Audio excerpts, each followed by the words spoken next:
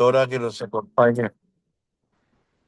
Eh, Decirles, compañeras y compañeros, que es muy grato para mí estarlos saludando el día de hoy, contarles que necesariamente la formación sindical atraviesa todos los procesos que se dan en la Asociación de Educadores de Cundinamarca, que ustedes saben que tenemos unos ejes de trabajo político, sindical, jurídico, comunidad educativa, derechos humanos, y que hemos creado en la organización unas comisiones de trabajo permanente y que estas comisiones son la razón de ser, el alma del trabajo que se desarrolla en la Asociación de Educadores de Cundinamarca. De los pocos sindicatos que adolecía de equipos de trabajo es la Asociación de Educadores de Cundinamarca. En la última reforma estatutaria, en la anterior a lo que se está haciendo en este momento, que es un proceso que está por culminarse, está apenas empezado, nosotros llamamos a reformar la totalidad de los estatutos. Hemos hecho un proceso inicial. Hemos avanzado tal vez el 30% de los estatutos, entonces habrá que continuar con este proceso. Pero por otra parte, decirles, compañeras y compañeros, que estamos en una situación muy difícil, que estamos en una situación muy grave, que, que la lucha política que se está dando es ni más ni menos que escoger entre la vida y la muerte. Es ni más ni menos que escoger entre la prevalencia de los derechos o que se dé una imposición absoluta. Un Estado manejado por autoritarios, un Estado en el cual los derechos no van a ser reconocidos. Ustedes saben, compañeras y compañeros, que tenemos una decisión histórica, un compromiso muy serio como educadores y educadoras para poder lograr sacar avante este sueño que tenemos de que continúen los cambios, de que las reformas sociales sigan su curso. Así pues, compañeros, que no puedo dejar pasar el momento para invitarlos a que nos sumemos al trabajo, a que trabajemos mancomunadamente con los equipos de campaña, con los padres de familia, no al interior de la institución educativa, desde luego, pero sí podemos hacer trabajo por fuera de la institución educativa a fin de garantizar que podamos continuar con el proceso de cambio. Por lo demás, compañeros, felicito y reitero un abrazo bien sincero. Ustedes están haciendo historia en nuestra Asociación de Educadores de Cundinamarca. Ustedes están mostrando que formándonos, capacitándonos, vamos a poder tener un sindicato mucho más fuerte, más sólido, pero por supuesto defender la educación pública, los derechos de las niñas, de los niños y desde luego dignificar nuestra profesión. Así pues, compañeros, que las y los felicito, les deseo muchos éxitos, que podamos compartir todo lo que hemos aprendido, todo lo que hemos venido ganando en formación con los compañeros de base. Una feliz tarde y que continúen con su trabajo.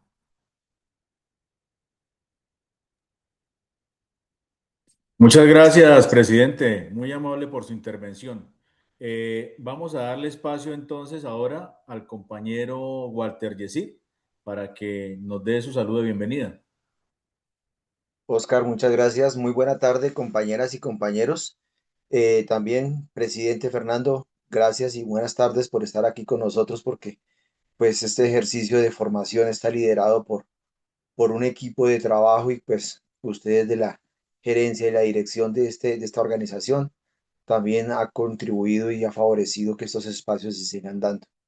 Un saludo especial y cordial también a la doctora Gabriela, que siempre ese agradecimiento por su disposición, por ese compromiso con la organización, con el magisterio departamental y pues que tenerla aquí en este espacio es muy grato y así como lo hemos repetido en reiteradas oportunidades por Oscar y por César, obviamente es un proceso y los temas que vamos a tratar, que se van a abordar hoy, pues son de gran importancia, ya que pues necesitamos nosotros adentrarnos en la formación, en la esencia de nuestra organización ADEC, pues para que tengamos más insumos de apropiación y asimismo pues la valoremos, la rescatemos y luchemos con ahínco por seguir sacando adelante este proceso. Extender también el saludo de parte del compañero Giovanni, quien por razones de compromisos políticos en este momento no nos puede acompañar, pero esperemos que de pronto al final pueda vincularse para dar la despedida y al cierre. También pues no quiero eh, a- desaprovechar la oportunidad para agradecerle a ustedes, compañeros y compañeras, que han estado siempre acompañándonos durante estos 8 sesiones. Esperamos que haya sido del interés, que les haya despertado la inquietud y el deseo de seguir explorando, de seguir eh, ahondando esa formación. E igual nosotros desde este comité estamos con la total disposición de recoger y retomar todas sus sugerencias, sus inquietudes, pues para que podamos llegarlo a que sea masificado el proceso y reiterarles una vez más ese compromiso que ustedes de pronto adquieren con la misma organización y con sus compañeros de sus municipios, de sus instituciones, y es llevarles esta información, transmitirla y motivarlos, pues para que en el segundo semestre que vamos a tener nuevamente la réplica de estas 8 sesiones con los temas que ya hemos abordado, pues para que ellos puedan participar, se puedan instruir y puedan seguir formando, porque el conocimiento es la herramienta que podrá controlar el mundo y nosotros tenemos la obligación de evitar de que esas políticas nefastas neoliberales nos vayan a oprimir y vayan a llegar a puntos que podemos nosotros solucionarlo y evitarlo con la educación y la formación. Así que bienvenidos y bienvenidas y es un gusto para mí poderlos acompañar una vez más. César y Oscar, mi aplauso y mi reconocimiento por ese gran trabajo que han realizado ustedes durante este momento y al final pues haremos las cierres correspondientes. Muchas gracias. A usted, compañero Walter, muchísimas gracias por liderar este proceso. Muy amable por sus palabras, por estar al ánimo y seguir adelante. Bueno, a continuación damos unas orientaciones, ¿no? Las de siempre, las que hemos venido recordando día a día en cada una de las sesiones, como es el de no olvidar diligenciar el enlace de asistencia que se estará colocando en la parte final del, de la sesión en el chat, responder el cuestionario de la sesión. En esta ocasión, pues vamos a tener una encuesta adicional que se compartirá también a través de un enlace en el chat que tiene que ver con una evaluación y una autoevaluación y coevaluación sobre lo que es la percepción y la satisfacción con el desarrollo del curso. Pensamos que estas herramientas son fundamentales para valorar los resultados del proceso y proyectar así acciones de fortalecimiento sindical. Entonces nos sobraba esta recordación acerca de lo que es el proceso como hemos llevado en cada una de las sesiones, que hoy tampoco es la excepción. Y sí, ya tenemos aquí en sala a la doctora Gabriela Lesmes Jiménez. Ella es abogada de la firma Roldán Abogados. La doctora Gabriela ha desarrollado procesos de asesoría jurídica relacionados con derechos laborales, organizaciones sindicales, mecanismos de participación democrática, fortalecimiento institucional. Pensamos que su experiencia permitirá abordar la ética sindical desde una perspectiva jurídica, organizativa y democrática, contribuyendo así al fortalecimiento de nuestra cultura sindical.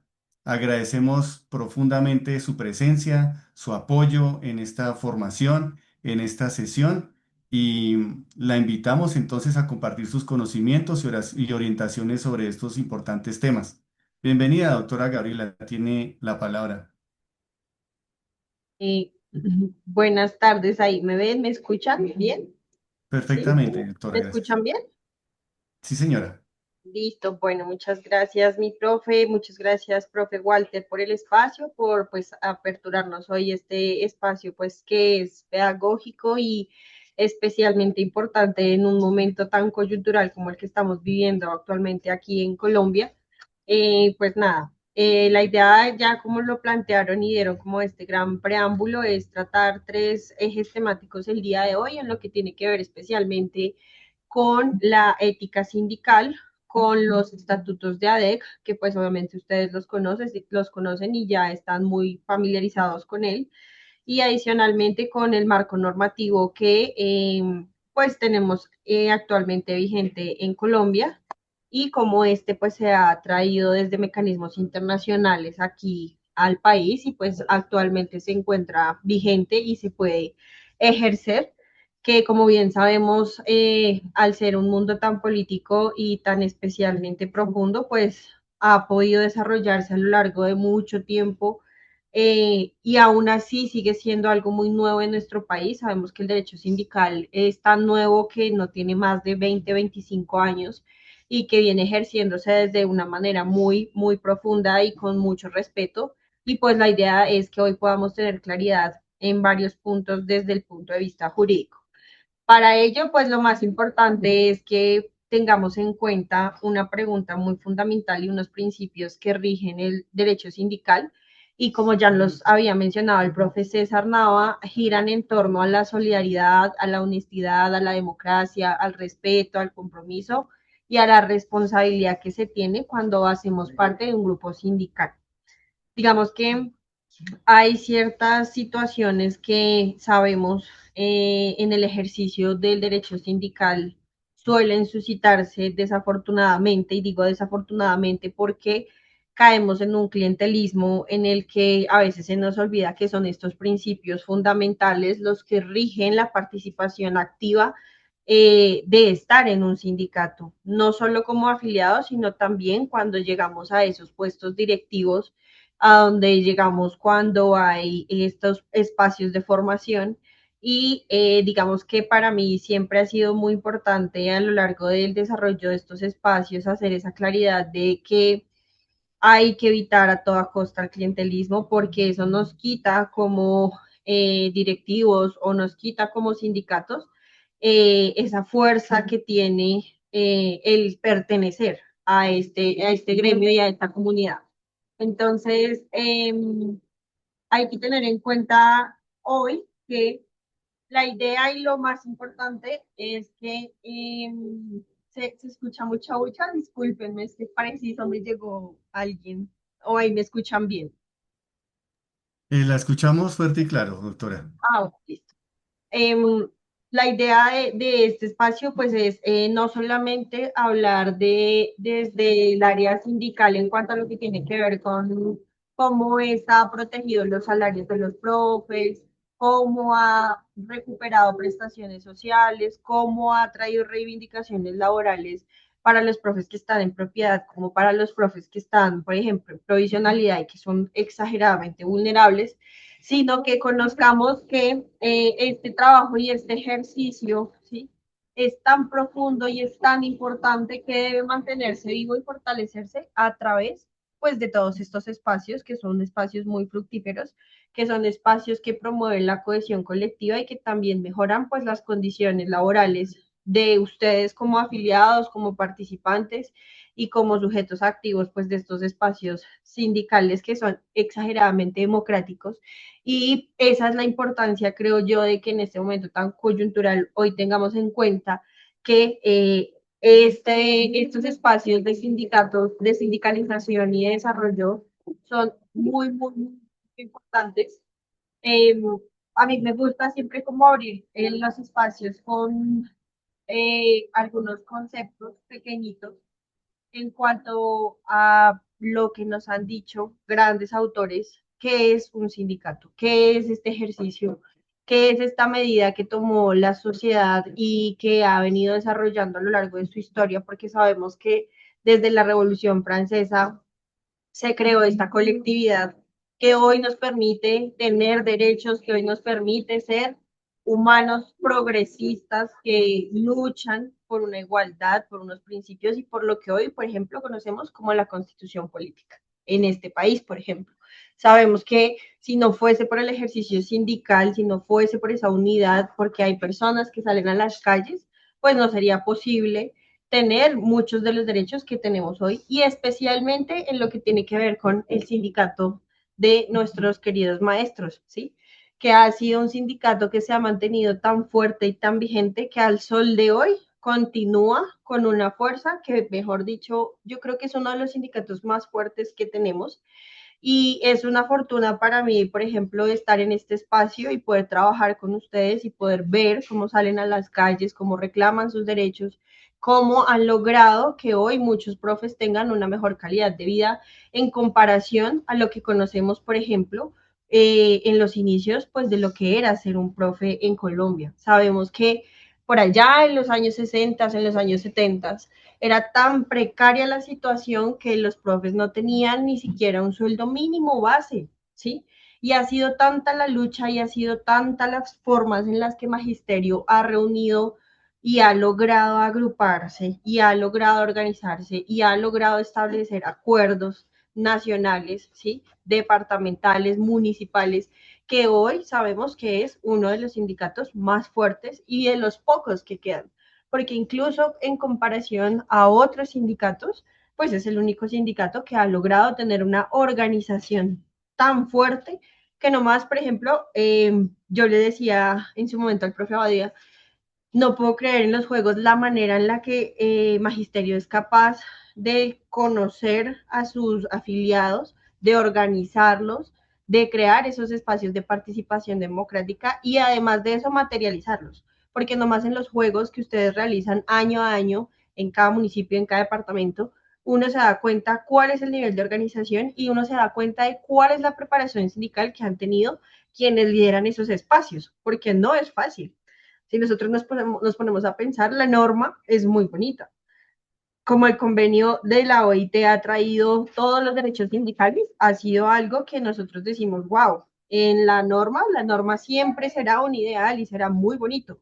Pero más allá de eso, el traer a hoy a una realidad, una organización como la tiene Magisterio, pues esa es la verdadera tarea.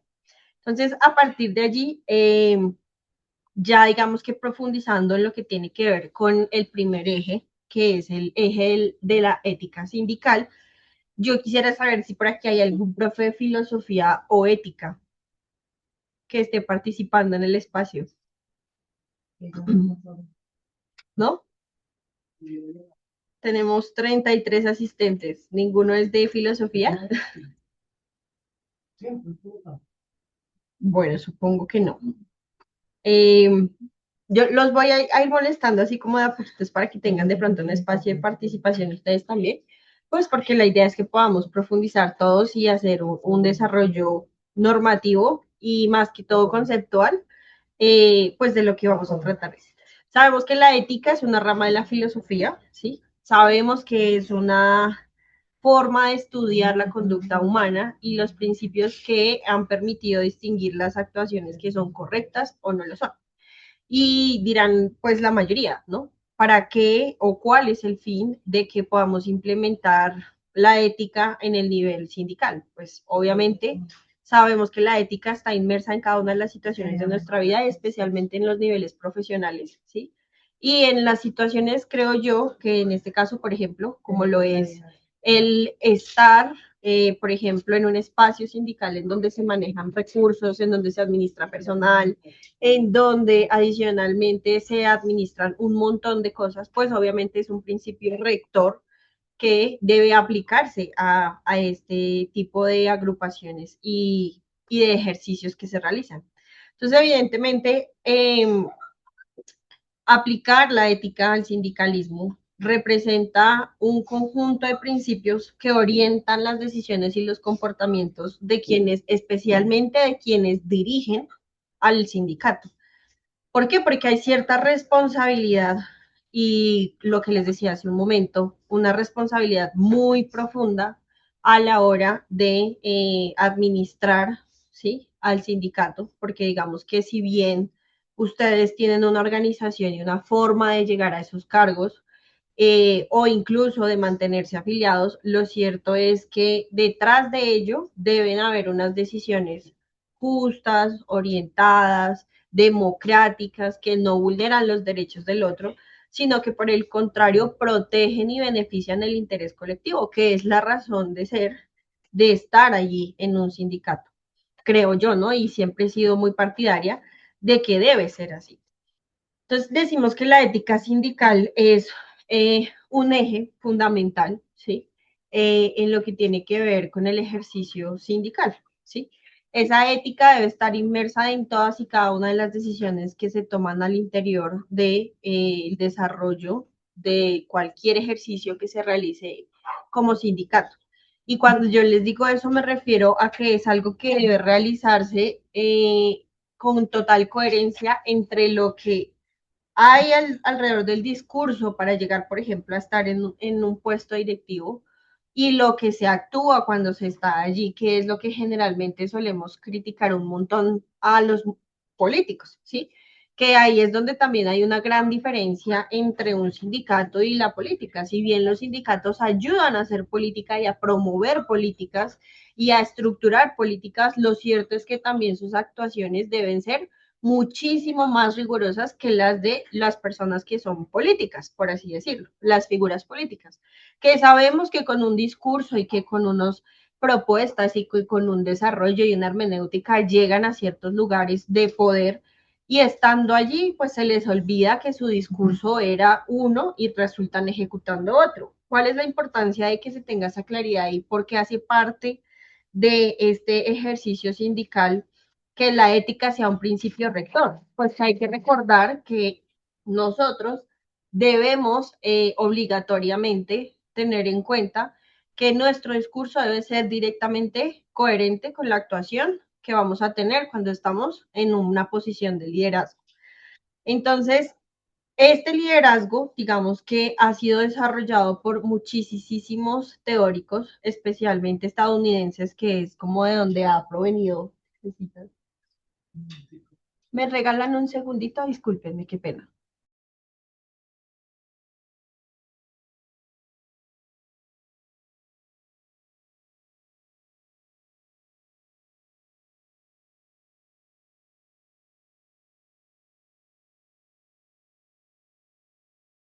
Listo. Les decía yo que los teóricos, especialmente estadounidenses, que son como quienes han sido tanto teóricos a favor del sindicalismo y de la ética sindical, como en contra de muchas de sus teorías, pero especialmente para este punto de hoy, que será el que observaremos y es el que está a favor de los ejercicios sindicales y de la ética que debe aplicarse en este ejercicio, hay una teoría muy importante que gira en torno a el desarrollo de esta ética sindical y es el tema de la teoría del liderazgo transformacional. Esta teoría del liderazgo transformacional es algo que yo creo que de pronto ustedes, muchos de ustedes ya han escuchado y se han dado cuenta que se ejecuta prácticamente en cada una de las decisiones que se toman al interior de los sindicatos, tanto desde las presidencias como desde las descentralizaciones que hay, porque por ejemplo ADEC es un sindicato que funciona de una manera descentralizada, ¿sí? Que tiene presencia a nivel central, pero también la tiene a nivel descentralizado. ¿Por qué? Porque cada uno cuenta, cada municipio o cada territorio cuenta con una fuerza política que obviamente pues les permite tener una legitimidad en las decisiones que se toman. Entonces, esta teoría del liderazgo transformacional lo que hace es legitimar, ¿sí?, las decisiones de los dirigentes y lo que hacen es como aplicar de una manera muy directa, muy concreta, muy precisa, lo que tiene que ver con materializar los derechos por los que estamos peleando, ¿sí? Que no son solo los de nosotros, sino de los de las personas que nos escogen. Y ese ejercicio y ese trabajo lo que implica es que haya una transparencia, que haya una honestidad, que haya una responsabilidad, que haya una rendición de cuentas y que haya una participación democrática. Cuando hablamos de estos principios o de estos ámbitos que se desarrollan mejor, cuando hacemos parte de un equipo sindical o de un grupo sindical, digamos que, insisto, yo suenan en la teoría siempre muy bonitos, ¿sí? ¿Cómo se ha tratado, por ejemplo, de materializar estos temas de transparencia, de honestidad, de responsabilidad, de rendición de cuentas, de participación democrática en ADEC? Pues con todas y cada una de las asambleas, de las citaciones que se hacen, del control que se hacen los unos a los otros, porque sabemos que hay una oposición y que hay una parte activa. Entonces, digamos que el tener, por ejemplo, todos estos mecanismos de participación al interior del sindicato nos permiten visualizar, por ejemplo, no sé si de pronto los que estén aquí, alguno esté aspirando a un puesto de dirección, por ejemplo, donde hay una participación mucho más ambigua, más amplia, perdónenme. Qué pena que aquí la profe Luz Marina nos comparte un comentario, me gusta leerlos. Dice, soy docente de preescolar y aplico en la práctica de aula mis conocimientos en filosofía orientados desde el pensamiento, además de mis investigaciones acerca de la incidencia de conductas y comportamientos en el desarrollo del ejercicio, en la dinámica del enfoque sociocrítico, desde lo antropológico, sociológico, epistemológico, así el producto del pensamiento en acción desde la comunidad relacionada con preescolar, familias, cuidadoras, estudiantes, además de que algunos colegas que me copian. Bueno, eso me parece súper bien, me hubiese gustado mucho que de pronto ahorita les damos el espacio, porque me gusta que los socialicemos y que podamos nosotros, de lo que yo les diga, estructurar realmente y definir cómo podría ser y cómo podría aplicarse de una manera más amplia la ética sindical.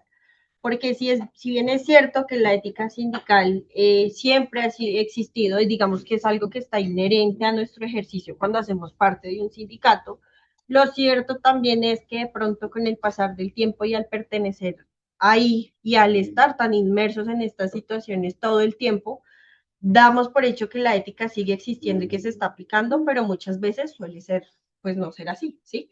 Por eso encontramos en algunos sindicatos prácticas que volvemos al inicio de la conversación, prácticas que lo que hacen es generar un clientelismo. ¿Por qué? Porque hay otras razones de fondo en donde se les olvida que realmente debe existir este principio de ética como un verbo rector sobre el ejercicio sindical.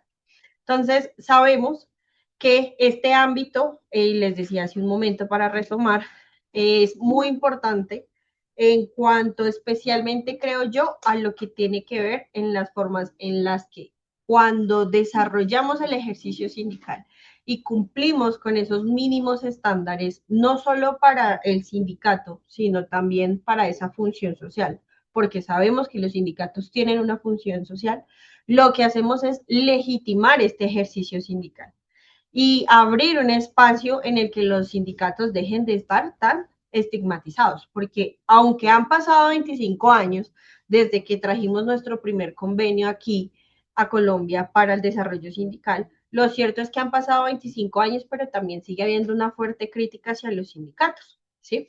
No solo hacia el tema de pronto del sector público, sino especialmente también hacia lo que ha tenido que ver con el sector privado. Hoy en lo que nos conviene, ¿sí? Que pues sabemos este es el sector público, lo cierto es que este tema de estigmatización también ha surgido por la falta de responsabilidad y de corresponsabilidad que ha existido a la hora de ejercer esos derechos sindicales, ¿sí?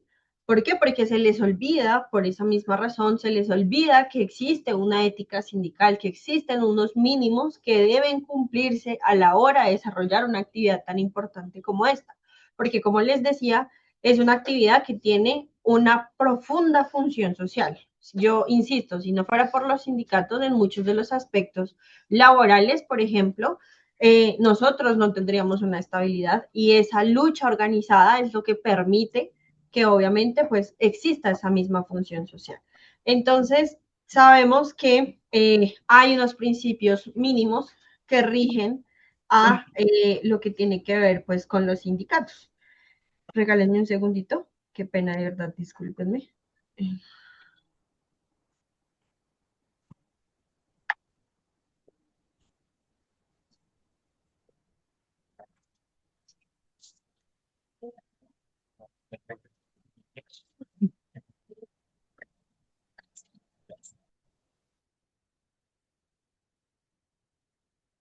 Eh, tenemos unos principios, ya te pasa, unos principios éticos mínimos, ¿sí? Que giran en torno a la solidaridad, a la justicia, a la democracia, a la transparencia y a la responsabilidad. digamos que estos son principios éticos que si ustedes miran y ustedes dirán, ¿qué tiene que ver eso con lo jurídico? Pues es profundamente jurídico, porque sabemos que todos estos principios de solidaridad, justicia, democracia, transparencia, responsabilidad, están inmersos en los primeros artículos de la Constitución Política, ¿sí? Es más, como les decía hace un principio, la Constitución Política trae consigo de estos ejercicios sindicales toda esa filosofía de estos principios rectores que se implementan a la hora de hacer y ejercer nuestros derechos mínimos y especialmente cuando hacemos parte de la sindicalización. Entonces, por ejemplo, sabemos que la solidaridad implica que todos los derechos individuales puedan aplicarse de una manera igualitaria, ¿sí? A todas las personas. Pero ¿de dónde surge esto? Pues de esa lucha colectiva que se ha hecho y que se ha organizado y que se ha desarrollado a través de muchos momentos históricos en la humanidad. ¿Para qué? Para tratar de equilibrar la balanza y ahí es como pasamos, dense cuenta, directamente a un principio rector que es el de la justicia, que es el de buscar condiciones equitativas para todos. Y ahí es donde vemos que todos y cada uno de estos principios están conectados, están profundamente conectados y también están profundamente desarrollados especialmente por nuestra constitución. Yo soy una persona muy partidaria de creer que nuestra constitución es profundamente sindicalista, es profundamente política y ha sido producto de todos estos ejercicios sindicales que han permitido que estos espacios se mantengan y que exista esa participación y que adicionalmente se pueda desarrollar todo lo que tiene que ver con esa democracia participativa, ¿sí? Y que nos ha permitido ser hoy, por ejemplo, un Estado social de derecho. Entonces, teniendo en cuenta eso, hay algo que a mí siempre me gusta tratar mucho en este punto y es en lo que tiene que ver con la transparencia. La transparencia suena chistoso, ¿no? Dice uno, no, pues es que la transparencia es un acto político que debe estar inmerso en todos y cada uno de nosotros como seres humanos, porque filosóficamente hablando, la transparencia es algo muy profundo que debería nacer del ser humano y que debería ser desarrollado, respetado y promovido y que se ha intentado, ¿sí? Pero cuando nosotros nos vamos por allá a lo jurídico, por ejemplo, para hablar de la transparencia institucional, de la confianza institucional, de la transparencia organizacional, entonces encontramos un conflicto muy fuerte. ¿Y por qué les digo yo que encontramos un conflicto muy fuerte? La transparencia es algo que, digamos, nos permite a todos como ciudadanos revisar si lo que nos prometen realmente se cumple. Eso aplica tanto en el ámbito general como en el ámbito sindical. Pero cuando va uno a mirar, por ejemplo, ciertas actuaciones administrativas, y vamos a dar el ejemplo desde allí, se da uno cuenta que real y efectivamente, pues en muchos actos que se realizan, no solo de la administración pública, sino también privada y también, por ejemplo, al interior de los sindicatos, se rompe, ¿sí? Y por esa misma razón es que a hoy en Colombia, a través de diversas sentencias de la Corte Constitucional, recordemos que la Corte Constitucional, el Consejo de Estado, la Corte Suprema de Justicia, al recibir cualquier tipo de situación, ¿sí? Cualquier hecho, y resolverlo por primera vez, o suponiendo que nunca se había suscitado un conflicto como ese y no hay una norma que lo regule, pues también se vuelve una manera de crear y de ser fuente del derecho, de crear normas. Entonces, ¿qué ha pasado? Nuestra constitución política por allá en los años 90 no contemplaba ni de chiste la transparencia. Nuestra constitución política, de hecho, ni siquiera la menciona en ninguno de sus articulados. Habla de la confianza legítima que se le debe tener a la administración a través del derecho al debido proceso, pero más allá de eso, pues no ahonda. Y en su momento, para el momento histórico, si nosotros vamos hacia el pasado y nos situamos en ese momento, decimos, ok, es muy válido, ¿sí? ¿Qué vamos a ver de transparencia cuando apenas estamos medio modificando una constitución que era por allá del medioevo? Entonces, la Corte, ¿qué nos ha venido diciendo? La transparencia es un principio rector que no se encuentra inmerso de manera tácita y explícita en la Constitución política, pero que sí debe ser aplicado en todas y cada una de las actuaciones que realizamos a nivel jurídico, especialmente, por ejemplo, en lo que tiene que ver en actuaciones administrativas, en administración de recursos, en decisiones que pueden afectar no solo a una persona, sino a un colectivo como tal. Entonces, este principio ha sido desarrollado especialmente por la Corte Constitucional y se ha implementado de una manera muy chévere, en el sentido de que todas y cada una de las sentencias que han venido trayendo este principio de transparencia lo ha correlacionado con la confianza legítima, como les decía, y a su vez con el debido proceso.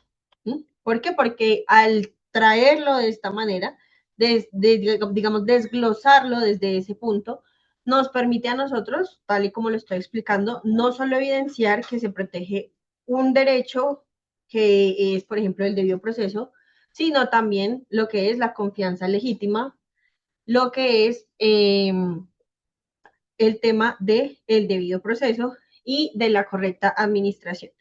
Entonces, regálenme un segundo. Llamo a Mari y dile que le vas a dar un número y que le consigne ese número.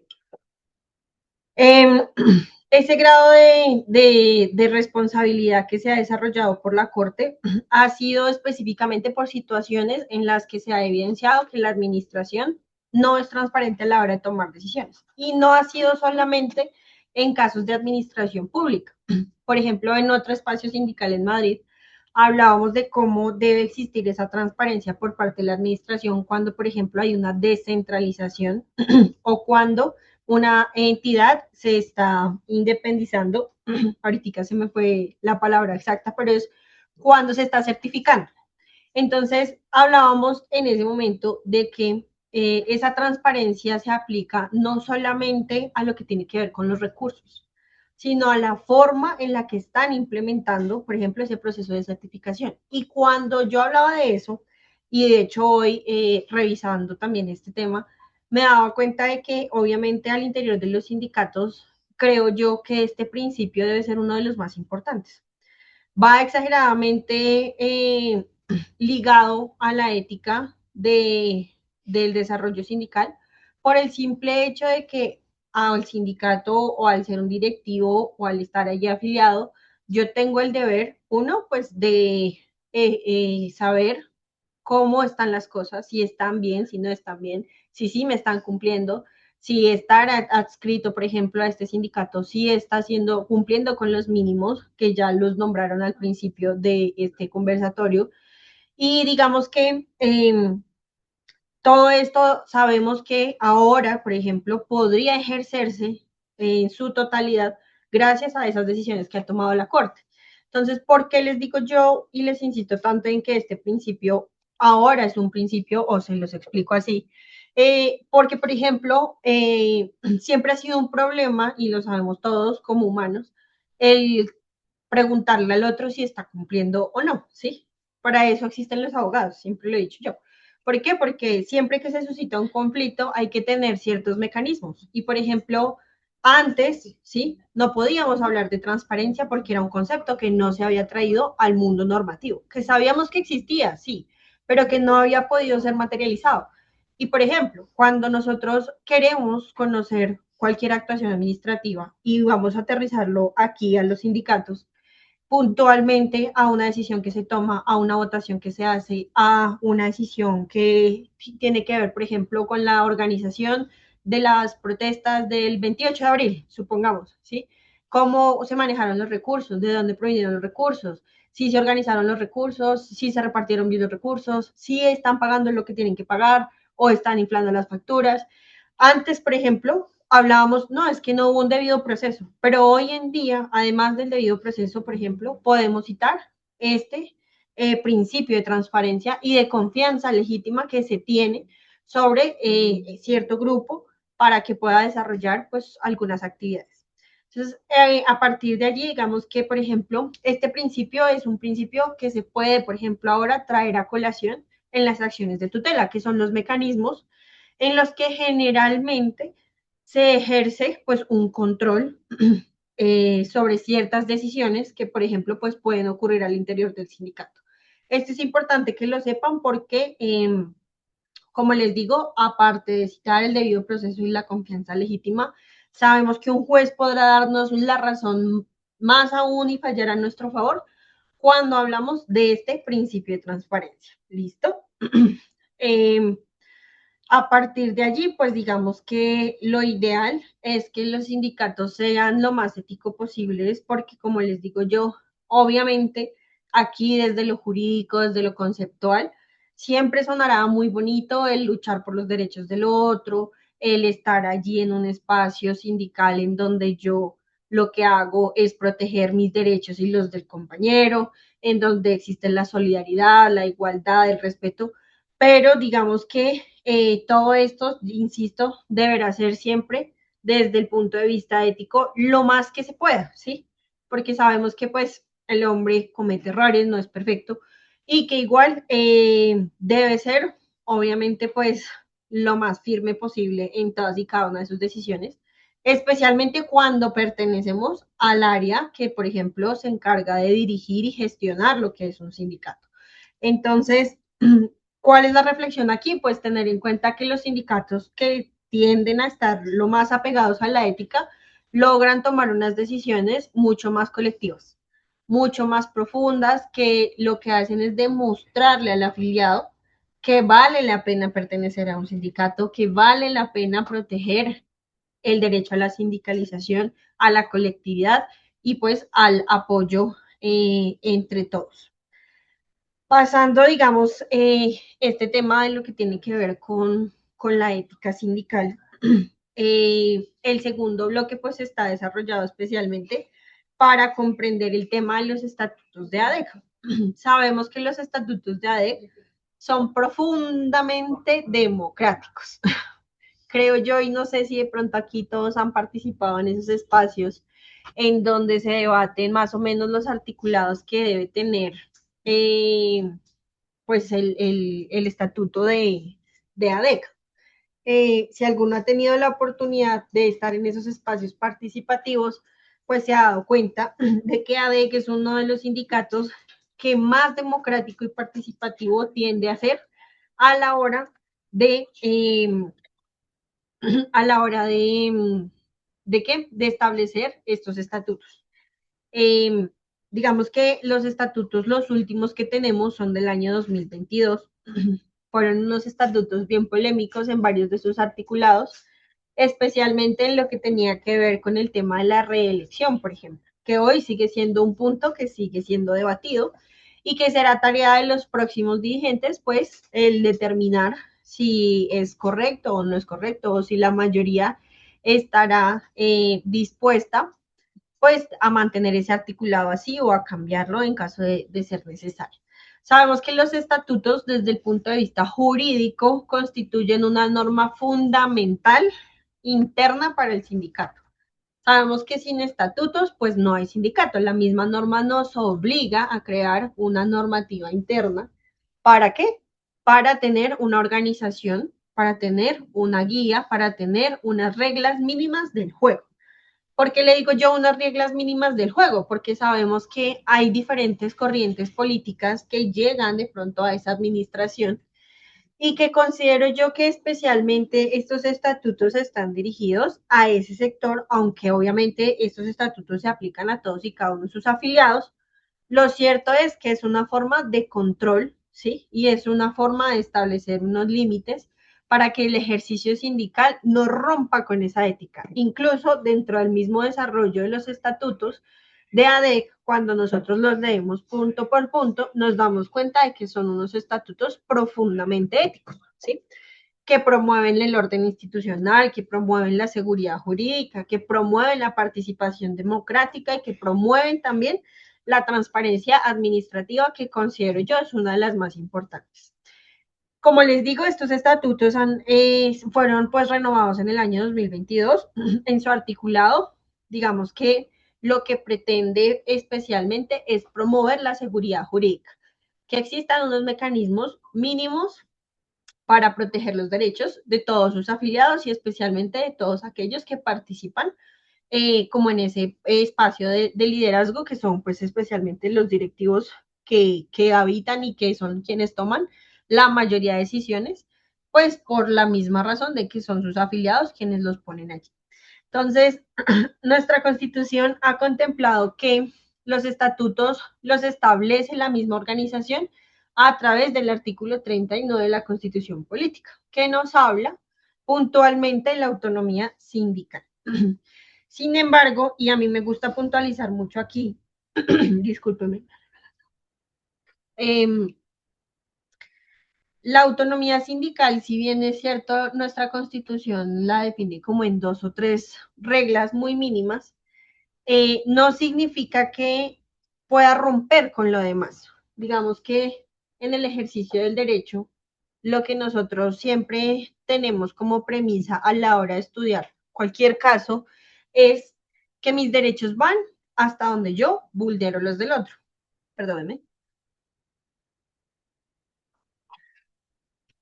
A partir de allí, entonces, nosotros, por ejemplo, cuando recibimos casos en donde algún directivo o la misma organización siente que se toma una decisión mayoritaria y que vulnera la autonomía sindical del otro, hacemos siempre el ejercicio de decir hasta qué punto la autonomía sindical me permite a mí como afiliado o como directivo o como presidente, por ejemplo, tomar ciertas decisiones y ejecutar ciertas acciones, ¿sí? Y allí, digamos que siempre, por ejemplo, en las tutelas que se han llevado a cabo, porque ahí, obviamente este es uno de los derechos que más se debate al interior de los sindicatos, quedamos en el mismo ir y venir porque depende de cada caso, ¿sí? Depende de la situación en la que se vea inmerso el sujeto, pues podremos hablar de que la autonomía sindical tiene unas fronteras y tiene unos límites que deben sí o sí respetarse. Yo considero que la autonomía sindical no es una razón fundamental para descabrajar, por ejemplo, los derechos del otro, ¿sí? Pero digamos que han habido jueces que han respetado muchísimo la autonomía sindical. Por ejemplo, en los casos en donde hemos visto que hay conflicto con el tema, por ejemplo, aquí especialmente en magisterio, con el tema de eh, cuando nos van a otorgar los permisos sindicales, ¿sí? Por ejemplo, ¿qué pasó? En su momento hubo un problema a la hora de establecer perdónenme,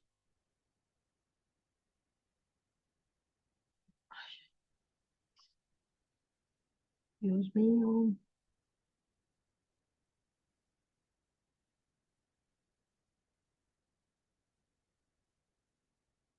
no me abrí.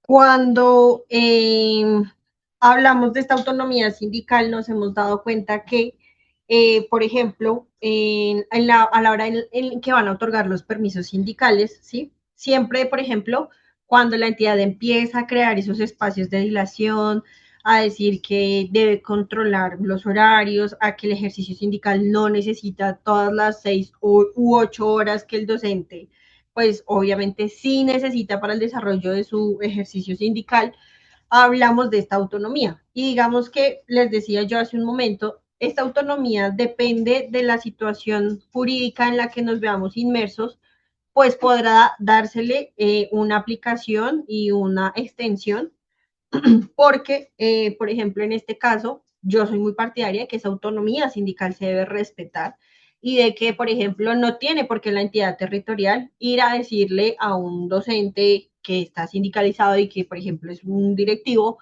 cómo debe o no debe desarrollar sus actividades sindicales o que debe, tras del hecho, rendirle cuentas de cómo desarrolla esas actividades sindicales. ¿Por qué? Porque evidentemente, en este caso, por ejemplo, si se rompe y se resquebraja el espíritu de la norma, que es mantener un derecho que siempre ha sido muy perseguido, pues intacto, ¿sí? Entonces, esta autonomía, digamos que, como les digo, puede aplicarse en cada ámbito de una u otra forma. Entonces, tenemos también que esta autonomía sindical fue traída a nuestro país gracias al convenio 87 de la OIT.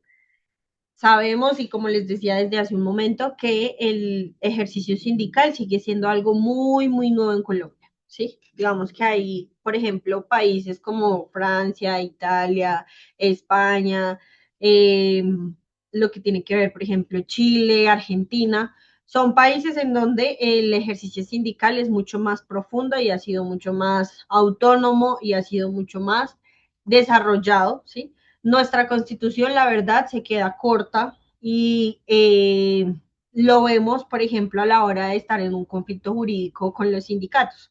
¿Por qué? Porque digamos que a nosotros siempre nos toca recurrir a una figura que se llama analogía. La analogía en el mundo jurídico es una situación en la que lo que hacemos es tomar un verbo rector, por ejemplo, el debido proceso, y traerlo a la realidad cuando se vulneran ciertos derechos que la Constitución no tiene, ¿sí?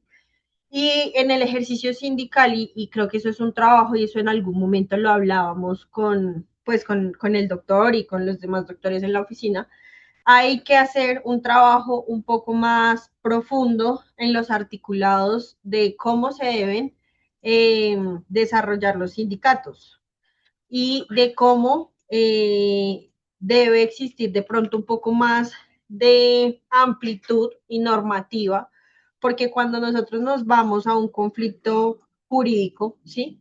Nos quedamos cortos, ¿sí? Digamos que es lo que yo les digo, a nosotros nos toca traer de otros principios y de otros verbos rectores, por analogía, una forma de tratar de proteger esos derechos de los sindicatos. ¿Por qué? Porque la norma sí se ha quedado muy corta. O sea, la norma lo que ha hecho es, en cierto grado, pausarse en un momento de la historia, que es más o menos como entre los años 2000 y 2006, y no traer más desarrollo a este ejercicio sindical.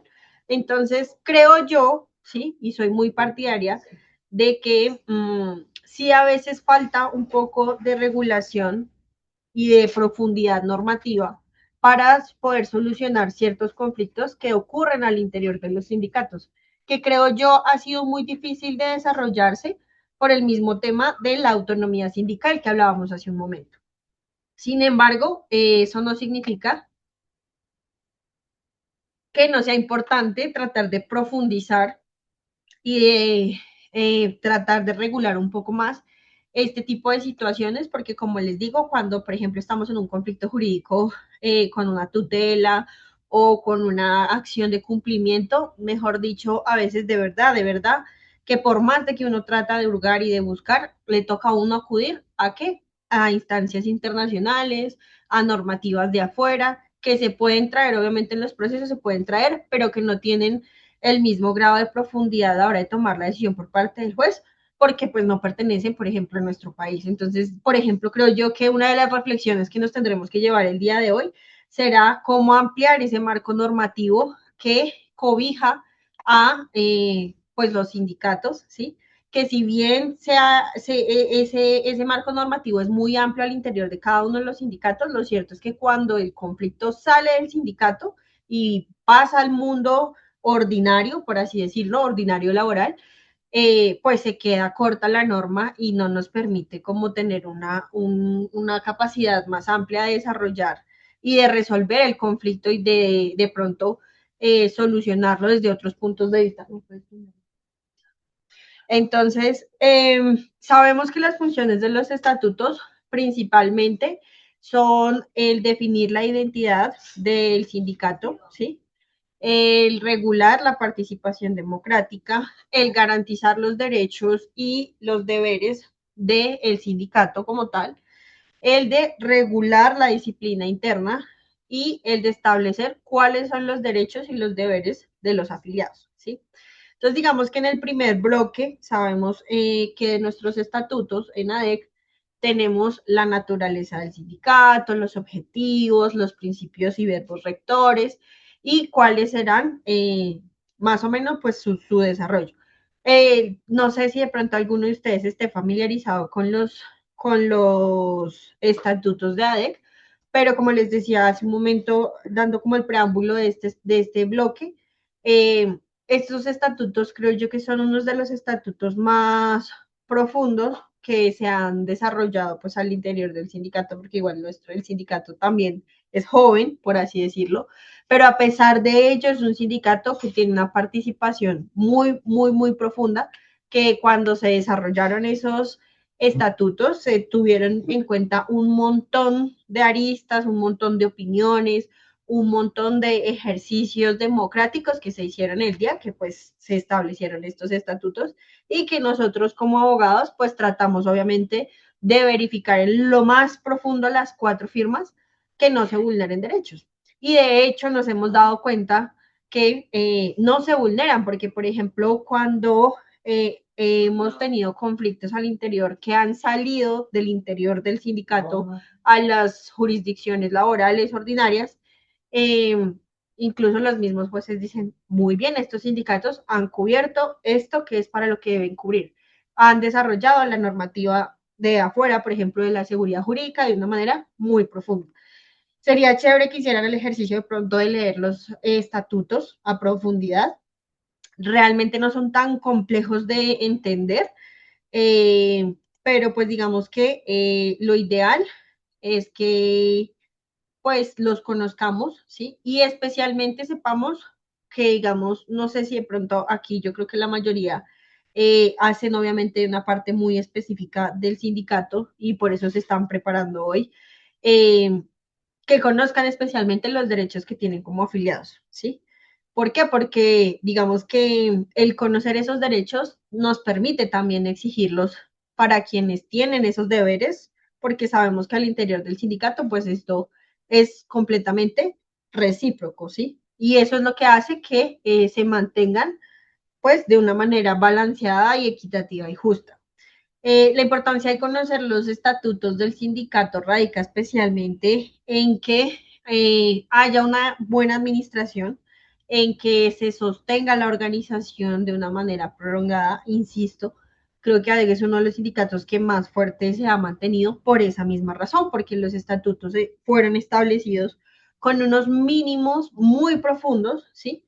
Y que han permitido que sus integrantes pues sepan cuáles son las reglas del juego, sepan cuáles son sus límites, sepan cuáles son sus debilidades y sepan cómo deben estos estatutos tener una responsabilidad ética y especialmente organizacional. Es muy importante y creo yo que todas las personas que llegan a participar de una manera muy activa al interior del sindicato conozcan a profundidad los estatutos, ¿sí? Y más o menos los bloques que este tiene para pues obviamente saber en cualquier momento que si se ve en una situación jurídica que pueda afectarle, pues tiene cómo discutir porque eso está en los estatutos. Eh, en cuanto a lo que tiene que ver con el marco normativo del sindicalismo, por aquí sí voy a pasar volando porque pues ya lo hemos medio tratado.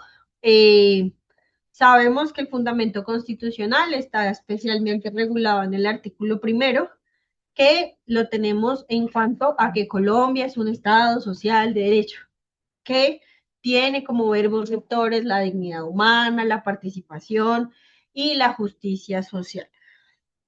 Importantísimo tener en cuenta siempre que esa justicia social es la que nos ha traído este ejercicio sindical. El artículo 38 que garantiza la libertad de asociación, el artículo 39, que habla específicamente de la libertad sindical, de la autonomía sindical y de la protección de los representantes sindicales, y adicionalmente el artículo 53, que le ordena al Estado garantizar la igualdad de oportunidades, la estabilidad laboral, la protección al derecho al trabajo y la negociación colectiva. En cuanto a cómo se han traído todos estos conceptos a Colombia, como les dije pues hace un momento, ha sido gracias a esa organización internacional del trabajo que hoy nos ha concedido un montón de derechos y que gracias a la organización sindical pública que ha tenido un magisterio, también ha podido aplicarse a este sector en específico en muchos ámbitos, ¿sí? En ámbitos que tienen que ver con estabilidad laboral, en ámbitos que tienen que ver con prestaciones sociales, en ámbitos que tienen que ver con la forma, por ejemplo, en la que cuidamos los ambientes laborales, etcétera, etcétera. Tenemos que los convenios que han traído estos articulados son el convenio 87, el convenio 98, el convenio 151, que es profundamente importante para los empleados públicos porque es el convenio que permite y reconoce los derechos de organización y negociación que tienen el sector estatal. Recordemos que esto antes no se podía, que incluso, aunque hoy hay un ejercicio sindical en el sector público, sigue siendo un ejercicio muy limitado. ¿Por qué? Por lo que, pues, somos funcionarios públicos, servidores públicos. Entonces, digamos que a pesar de que ahorita el ejercicio es mucho más amplio, no lo es lo suficiente, opino yo. Yo siempre he sido un poquito muy, dicen por ahí, alebrestada, alborotadora de muchas cosas, porque, por ejemplo, cuando yo veía en mi universidad derecho laboral colectivo, porque uno ve toda su carrera el derecho laboral colectivo, se daba cuenta uno que el desarrollo de la normativa ha sido decirle al sector público, sí, usted tiene derecho, pero usted tiene derecho a excepción de ser un funcionario público. ¿Por qué? Porque usted tiene un deber con el Estado y ese deber es correlativo con el bienestar de todos y usted no puede afectar a todos. Y aquí voy a tocar de pronto un punto muy crucial y es algo que va a mover muchas fibras y es, por ejemplo, el tema de eh, las huelgas, que sabemos que el sector público no lo puede hacer, o el parar de una manera indeterminada, que sabemos que siempre al funcionario público eso le va a costar o su salario, o le va a costar un día de trabajo, o le va a costar una amonestación, ¿sí? Que considero yo que ahí es donde yo les digo a ustedes que hay un ejercicio jurídico que no se ha hecho de una manera tan profunda, que no ha permitido resolver esos vacíos. Por ejemplo, vamos nosotros a hablar de las protestas del 28 de abril. Se salió, los profes pararon, pero ¿qué pasó? Que por más de que han tratado de haber negociaciones colectivas en donde no los obliguen a reponer el día y en donde no los obliguen a descontarles si es que no lo reponen, pues eso no se ha logrado establecer. Eso sigue siendo una masa gris, ¿sí? Eso sigue siendo un vacío normativo que no nos permite, como empleados públicos, determinar qué tan justo es cualquiera de esas dos decisiones o si tan siquiera eso realmente es válido, ¿sí? Hoy, por ejemplo, sabemos que estamos muy maniatados a la hora de salir a las calles a protestar y eso que Magisterio, insisto, sigue siendo una de las entidades que sigue firme y sigue saliendo a pesar de que le toque pagar un día de trabajo con un trabajo que negocian con su rector o con un día de trabajo, no sé, en la semana de receso o diciendo, bueno, listo, entonces descuéntenme que, por ejemplo, aquí en Bogotá con nuestro querido y adorado Carlos Fernando Galán, ha sido todo un problema el tema de que los profes salgan a reclamar lo que les corresponde, que son sus derechos. Entonces, este convenio, si bien habilitó al servidor público, al empleado público, perdónenme, para estar en un espacio colectivo, lo cierto es que también a hoy sigue siendo algo que restringe un montón y que considero yo, en cierto grado, no equilibra en su totalidad la balanza y no hace que esa justicia que tanto se reclama todo el tiempo, pues se mantenga balanceado. Entonces, creo que es un ejercicio que en estos espacios es importante tratar, porque esos son esas masas grises que debemos tratar de resolver. Y creo yo que la norma siempre nace de la necesidad de cubrir algo, ¿sí? Y estos espacios permiten visibilizar esas necesidades y tratar de hacer un ejercicio político y sindical para tratar de llenar esos vacíos, que sé que, por ejemplo, es algo que en FECODE se debate un montón, ¿sí? Y al interior de los sindicatos también, que desafortunadamente no se ha logrado una articulación para llevar eso a la normativa y que sea de obligatorio cumplimiento, pero que sé que pues luego de un largo ejercicio se podrá pues ejecutar y se podrá aclarar y se podrá determinar y dejará de ser, por ejemplo, este caso muy puntual de los permisos para las protestas y demás, de ser un punto pues tan gris, ¿sí? Tan volátil. Tenemos también la ley 584 del 2000, que fortalece las garantías de la actividad sindical, y el decreto 160-2014, que regula la negociación colectiva del sector público, que como les digo, pues es muy, muy paupérrima. Y digamos que ya para finalizar y concluir, me gustaría que se fueran ustedes con esos interrogantes de cómo implementar de pronto espacios normativos, ¿sí? Porque pues ustedes son activos muy, muy políticamente hablando y sabemos que la norma también surge de la política, también surge de cómo esos conflictos que se suscitan año a año, día tras día, necesitan ser resueltos. Entonces, pues creo yo que lo ideal es que esas tres, cuatro pequeñas puntos que les di como controversiales, pues los puedan desarrollar, los puedan establecer y claramente desde el punto de vista jurídico también trataremos en lo posible y lo tratamos y lo intentamos de solucionar esos conflictos, pero creo yo que el ejercicio sindical, que es exageradamente político y profundamente social, abre más la posibilidad de buscar una solución que funcione para todos. Entonces, ya como para ir cerrando, no sé si tengan dudas, inquietudes y pues nada, tengamos muy en claro que un verbo rector del ejercicio sindical siempre será la ética y la transparencia, como les he insistido en todo este ratico. Y adicionalmente,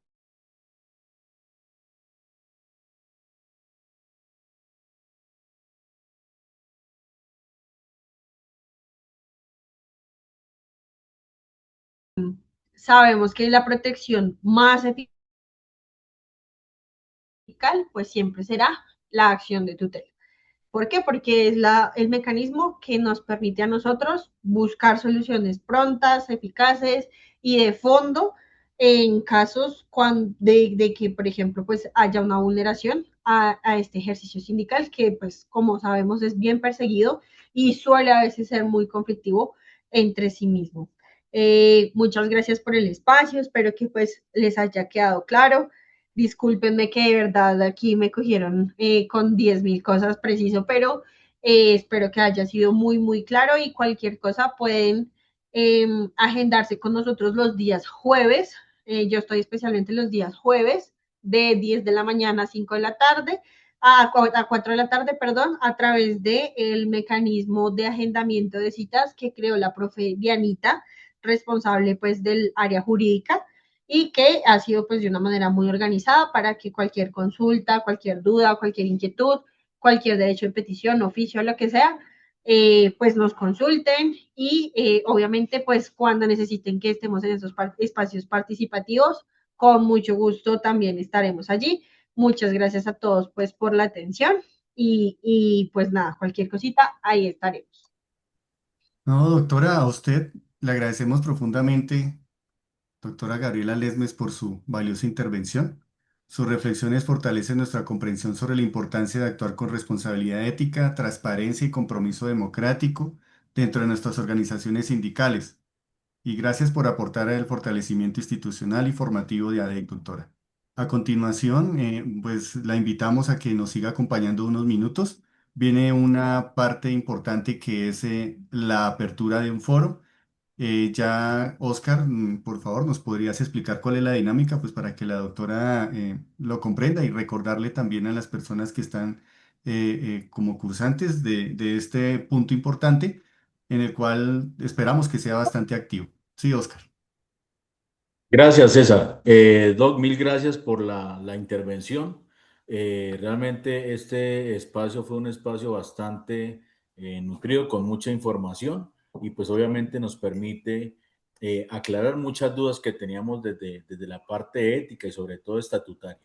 Dentro del foro de preguntas que tenemos en el día de hoy, la idea es que tenemos espacio para que 5 compañeros, cada uno de ellos con 2 minuticos, para que realicen las preguntas directamente a la doctora, aquí con micrófono abierto. Entonces, tenemos el espacio abierto, tenemos cinco oportunidades, 5 espacios para los compañeros. En caso de no darse, vamos a leer las preguntas que vamos a encontrar en el chat y el propósito es que la doctora Gabriela escuche las preguntas y si a bien lo conviene puede resolverlos de una vez o a tomar el resumen y responderlas al finalizar la intervención o las preguntas que se desarrollen directamente en el chat. Entonces, damos el espacio para que los compañeros que deseen participar con manito levantada podamos nosotros empezar a asignar la palabra y obviamente que la doctora Gabriela nos pueda dar la respuesta desde su formación como tal.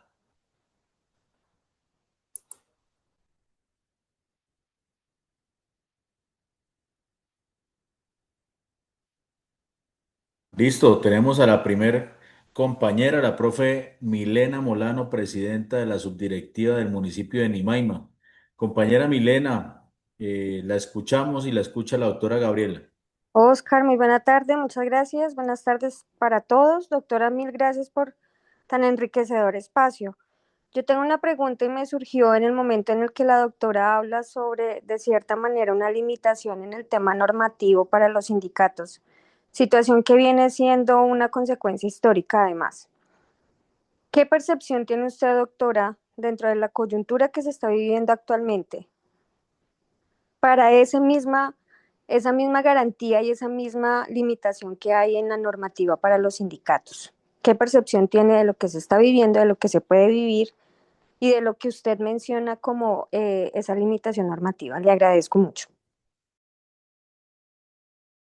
Si quieren, vamos, va pregunta y respuesta, porque si no después me les vuelvo loquita. Bueno,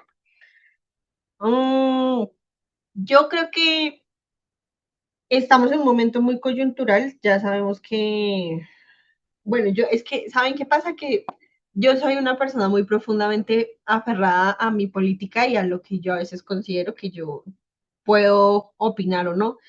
Digamos que desde mi ejercicio profesional, digo que hay una limitación normativa porque evidentemente cuando nos vemos en un conflicto, como les explicaba, a veces uno se queda como corto, ¿sí? Volvemos a la teoría de sí, la constitución política dice esto, sí, el convenio internacional dice aquello, pero en el ejercicio, digamos, jurídico, se da uno cuenta de que no hay muchas normas donde uno pueda como coger y decir, ah, ok, hay este conflicto y está esta norma para resolverlo, que es lo que suele pasar en cualquier otro tipo de proceso, ¿sí? ¿Qué considero yo en este momento? Y esto será más que toda una apreciación ya personal, pues que estamos en peligro, ¿sí?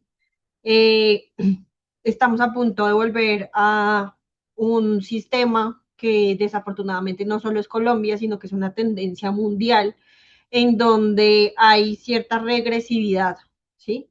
No progresividad, sino regresividad, sino de limitar, sino de volver al... Hay mucha libertad y como hay mucha libertad y no sabemos cómo manejarla, entonces vamos a volver a controlar, vamos a volver a cerrar, vamos a volver a discutir. ¿Qué pasa, por ejemplo, con los sindicatos? Los sindicatos, como yo les decía, son profundamente sociales y nos han concedido muchos derechos, ¿sí? ¿Qué opino yo? Que ojalá hagan ese pedazo. Y que evidentemente Yo diría lo contrario, si por ejemplo tuviéramos unos partidos que son un poco más modernos y civilizados como en otros países en donde la diferencia también construye, pero desafortunadamente otra vez, ¿sí? Después de todo el estallido social, volvemos a una sociedad en donde desafortunadamente lo diferente se persigue, lo que no piensa igual no está bien, lo que no es igual a mí o a lo que yo quiero o a como yo pienso no debe existir. ¿Y qué pasa con los sindicatos? Que los sindicatos siempre han ido en contra de esa llanura que suele tener la humanidad, porque la humanidad siempre tiene momentos en los que sube y baja y vuelve y está en una llanura como con una tranquilidad.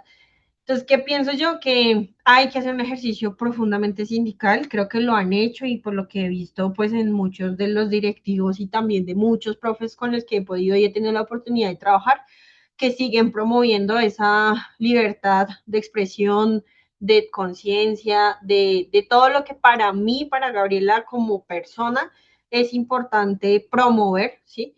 Y es que, por ejemplo, yo siempre lo he dicho y lo diré, yo siempre iré con los gobiernos progresistas, ¿sí? ¿Qué pasa? Que sí, en este momento creo yo que es cuando los sindicatos más deben unirse y es cuando más conciencia social debemos crear. ¿Por qué? Porque estamos en peligro, todos, ¿sí? No solamente el sindicato, sino todos aquellos que somos diferentes en cualquier razón. Entonces, creo yo que este es un momento y un espacio en el que sí o sí la colectividad debe ser el verbo rector para todos. Gracias, don Gabriela, por su respuesta. Bueno, tengo varias preguntas aquí en el chat, no, nadie más ha levantado la manita, entonces voy a proceder a leerlas para que nos regales pues tu respuesta, tu apreciación sobre ellas. Pregunta la profe Luzdari Calvo. ¿Qué necesitamos o qué hace falta desde el orden jurídico para la actividad sindical en Colombia? Bueno, en cuanto a que necesitamos, por allá en algún momento, eh, es que bueno, ustedes saben que uno siempre tiene mucho trabajo, pero por allá en algún momento hablaba yo con algunos profes que cómo se puede hacer un orden jurídico. Digamos que hoy, por ejemplo, hablamos de las normas constitucionales, tocamos algunas normas legales, pero ¿cuál es el ejercicio? Creería yo tomar ciertas situaciones, ¿sí? Digamos que gracias a Dios hoy existe la inteligencia artificial y sería muy chévere que se creara un espacio en el que, por ejemplo, a través de la inteligencia artificial se pudieran como clasificar ciertas situaciones sindicales que ocurren, ¿sí? Por ejemplo, el tema de los permisos para que den las licencias ahora se me olvidó, para que otorguen las licencias sindicales, ¿sí? Que no se llaman así, los permisos sindicales, para que, por ejemplo, se defina cómo se puede ejercer el derecho a la protesta, aún yo estando como servidor público. Por ejemplo, esas dos situaciones que son las que tengo presente.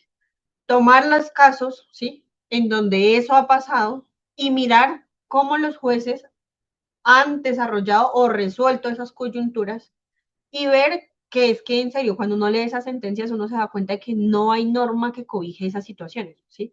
Y decir en esos espacios, una posible solución sería esto, una posible solución sería esto se puede regular así, esto se puede negociar así, que es obviamente el ejercicio que hacen la mayoría de los sindicatos, ¿sí? Cuando están haciendo sus estatutos, por ejemplo. Es que hay esta situación, ¿cómo vamos a resolverla? Hay esta situación, ¿cómo vamos a resolverla? ¿Qué normas hay? ¿Qué bloques de constitucionalidad hay? ¿Qué normas legales hay? ¿Y qué falta para que esas normas estén más completas? Creo yo que podrían crear esos espacios en los que se separen esas situaciones, ¿sí? Que es como cuando una corte, por ejemplo, que la Corte Constitucional hace eso, la Corte llega y selecciona muchos casos que son iguales o se parecen un montón y toma todo un bloque normativo y lo trata de desarrollar y por eso es que les decía yo y les explicaba a ustedes que las sentencias también crean derecho, ¿sí? Pero que creo yo que si eso se hace no desde un espacio tan jurídico y tan normativo, sino un espacio más social y político como lo es el estar en un sindicato, pues eso permitirá que la arista del sindicato sea válida y que pueda obviamente implementarse muchísimo mejor. Perfecto, mil gracias. Procedo a una siguiente pregunta. Dice, ¿hay algún procedimiento para cambiar o modificar algunas partes de los estatutos de ADEC? Sí, claro. El mismo estatuto contempla cómo se pueden modificar los estatutos de ADEC. Los estatutos de ADEC no se pueden modificar de manera unilateral por la junta directiva y tampoco por un grupo de afiliados. Sabemos que los estatutos de ADEC se pueden modificar con la Asamblea General de Delegados, en donde debe haber una votación, ¿sí? En donde debe existir una propuesta, un estudio y socialización, una convocatoria de la asamblea, un debate y una votación y un levantamiento del acta y registro y formalización en donde se establece qué es lo que se va a cambiar y por qué se va a cambiar y cómo se va a cambiar. Que esos espacios son los que suelen haber cuando pues hay esas asambleas de delegados. Gracias, Doc. Yo quiero aprovechar ahí para dar una cuñita publicitaria. Recuerden que hemos estado trabajando de manera incansable ya durante varias sesiones para hacer precisamente esa reforma estatutaria. Y la invitación es básicamente a que los delegados de cada uno de los municipios, de cada una de las subdirectivas, pues exponga y comparta ante toda la agremiación como tal todos los avances que se han venido desarrollando. Realmente el trabajo que se ha dado hasta el momento han sido dos asambleas extraordinarias con fines de reforma estatutaria y esto ha generado pues una modificación ya hasta un cierto número de artículos y dentro de ellos se han determinado, se han creado, por ejemplo, la comisión financiera, se le ha dado pues todo el sustento a esta comisión, se le ha dado el sustento a la comisión de ética y eso pues nos ha permitido tener también unas herramientas sobre todo de control y de dinamización de nuestro sindicato. Era eso, Doc, dentro del aporte. Voy con otra pregunta. ¿Qué inconvenientes ha traído para los sindicatos el clientelismo y en la actual coyuntura, en el peor de los escenarios, donde quieran romper con los sindicatos en las políticas regresivas de la política mundial? Bueno, pues, ¿qué problemas ha traído el clientelismo? Yo creo que eso es algo que vemos a diario. Por ejemplo, yo soy una trabajadora privada del común, por así decirlo. Eh, ¿Y qué ha traído el clientelismo? Pues que la gente no crea en los sindicatos, ¿sí? ¿Qué ha pasado incluso al interior de la organización? Y es que yo siempre lo he dicho y lo diré. 18 directivos, si no estoy mal. Son muchos directivos, sí, pero para la cantidad de afiliados que a veces suele tener una organización, pues no es suficiente. Yo soy consciente de que sí es cierto que obviamente como líderes que son, es muy difícil complacer a todos, ¿sí? Es muy complicado tener a todos felices, pero también es cierto que de pronto hay espacios en los que se puede uno de pronto esforzar un poquito más y evitar que se caiga de pronto en ese clientelismo, en el hay que mantener cierto número de afiliados y si no, entonces el sindicato no funciona, ¿sí? Digamos que esto es algo que pasa muchísimo, muchísimo, muchísimo al interior de todos los sindicatos, ¿sí? Y es que desafortunadamente, como yo les decía al inicio de nuestra charla, desde lo ético, desde lo moral, desde lo profundamente filosófico, pues obviamente que cuando hablamos de ética sindical decimos, wow, ojalá, si el mundo fuera como las normas lo plantean, esto sería el paraíso. Pero como no es así, tenemos que esa figura del clientelismo evidentemente lo que ha hecho es tumbar y hacer caer muchísimos sindicatos, hacerle perder credibilidad al ejercicio sindical, hacerle perder credibilidad a lo que realmente significa la sindicalización, ¿sí? Y eso lo vemos todo el tiempo, porque creen que las empresas privadas, por ejemplo, no se sindicalizan ningún trabajador, porque, uy, no, es que eso para ir allá donde no le ayudan a uno nada, donde ya simplemente están pensando en ellos y en lo que ellos quieren y cómo lo quieren y cómo lo van a hacer, ¿sí? Ese clientelismo pues ha traído muchísimos problemas a nivel de que incluso muchos sindicatos se han acabado por esa misma razón, ¿sí? Y es triste porque es real y efectivamente se pierde la profundidad de lo que es estar sindicalizado. Entonces, digamos que desafortunadamente ese siempre ha sido como la antítesis del sindicalismo, del clientelismo.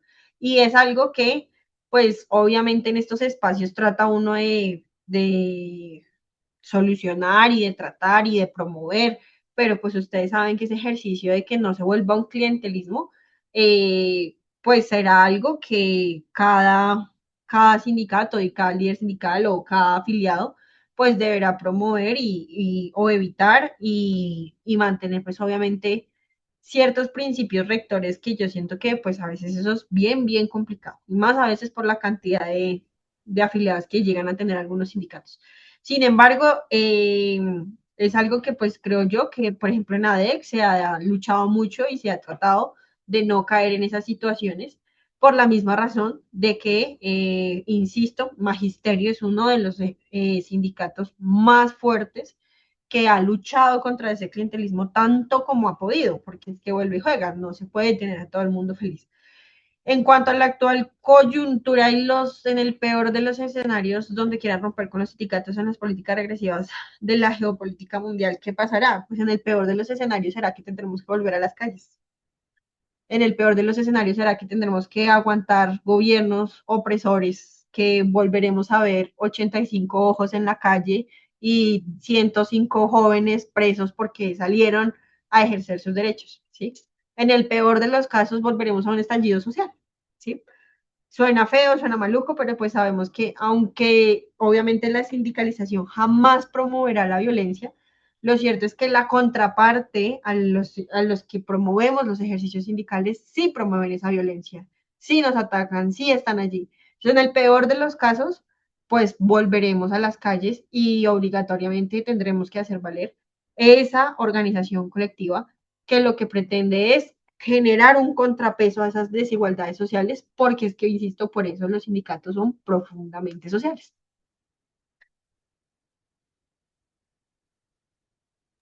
Tenemos Gracias, por doctor, aquí. muy amable.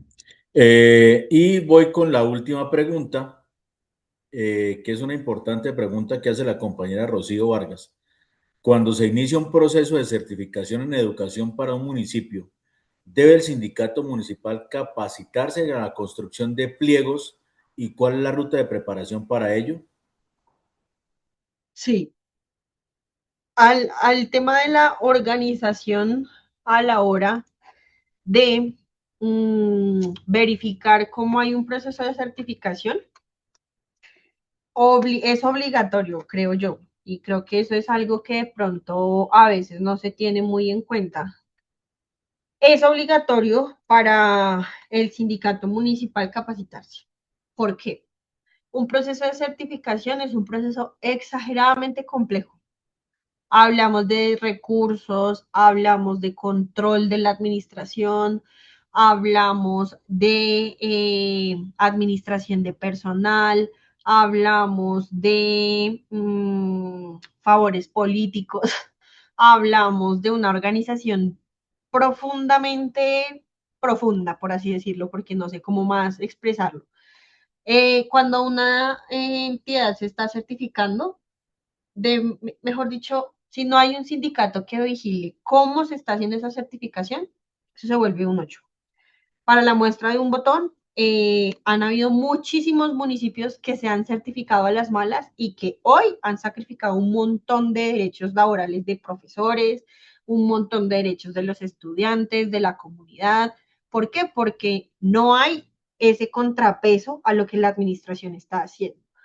Evidentemente, a la hora de que un municipio se esté certificando, es muy importante que ustedes conozcan cuáles son los pasos de una certificación, cómo se realiza una certificación, qué pretende una certificación, cuáles son los mecanismos que se pueden aplicar en los procesos de certificación, cómo en la certificación podemos ejercer todavía espacios sindicales. ¿Para qué? Para que eso ocurra de una manera organizada y no así a la loca, que es como a veces suelen hacerlo, ¿Por qué? Porque pues evidentemente hablamos de que una certificación lo que hace es concentrar el poder, ¿sí?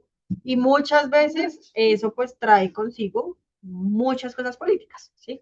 Que aquí en Colombia sabemos que desafortunadamente para nosotros, al ser a veces una cultura tan corrupta, por así decirlo, que suena horrible, pero es verdad, suele traer consigo un montón de sacrificios de derechos, que así le digo yo, porque es que a veces los procesos de certificación cortan cabezas y hasta luego ya a nadie le importa, ¿sí? ¿Y qué hace el sindicato? Proteger esas cabezas y evitar que se hagan violaciones al debido proceso, que pues es algo que desafortunadamente suele pasar en los procesos de certificación.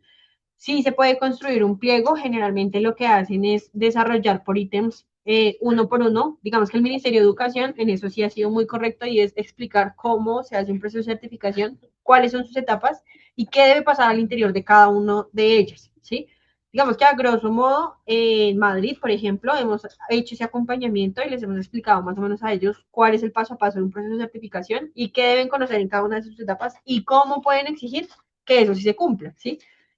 Obviamente que ustedes saben que pues a las administraciones no les gusta que los sindicatos estén ahí diciéndoles, oiga, usted sí está haciendo su trabajo, si lo está haciendo bien, muestra que lo está haciendo bien.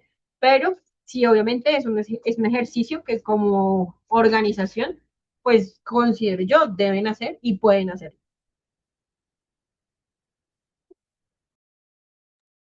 Doctora, reiteramos nuevamente, perdón, aquí Alexander está levantando la mano, pues ya sería como la última participación. Sí, Alexander, Muy buenas noches para todos. Y buenas la noches. pregunta que tengo para la doctora es frente a la situación coyuntural que estamos viviendo, frente a el tema que ya comentaba, es de los permisos sindicales. En mi institución, por ejemplo, para poner el caso, una madre de familia apela a la acción de tutela por el derecho a la educación de las hijas, por el hecho de que un compañero docente hace parte de una de las comisiones que está activamente trabajando en la organización sindical FECODE.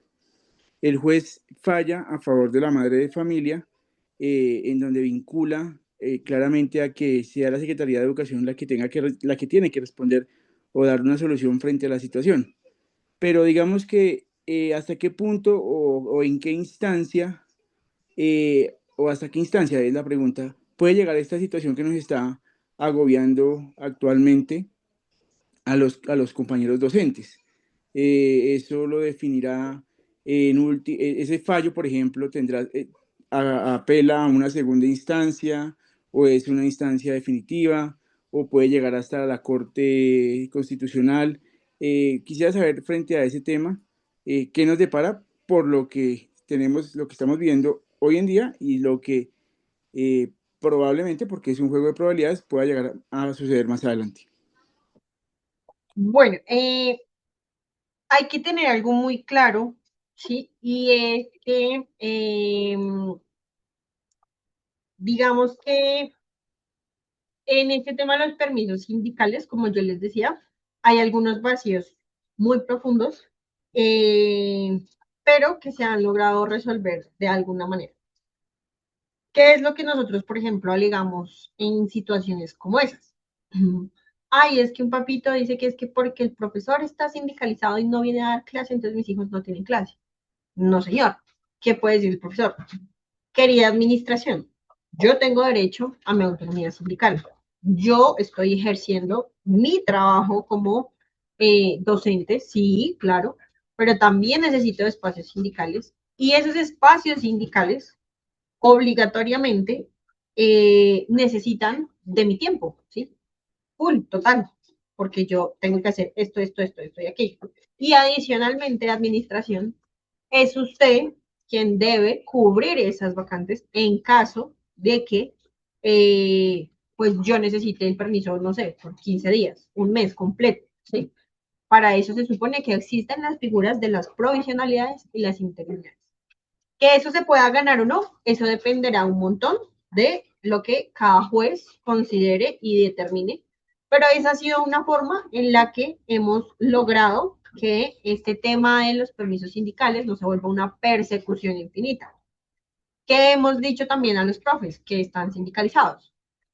Profe, dentro de lo posible, si usted ve que no necesita la totalidad del horario para su permiso sindical y entre menos usted acuda a un juez, pues mejor. ¿Por qué les digo yo esto? Porque sí, los ejercicios jurídicos, los procesos judiciales, crean derechos, pero si bien crean derechos, también a veces tienden a ser muy restrictivos. Los jueces son muy restrictivos. Los jueces son muy, o es blanco o es negro, pero no es gris. Y algunas sentencias, por ejemplo, salen de una manera muy restrictiva contra la autonomía sindical, por ejemplo.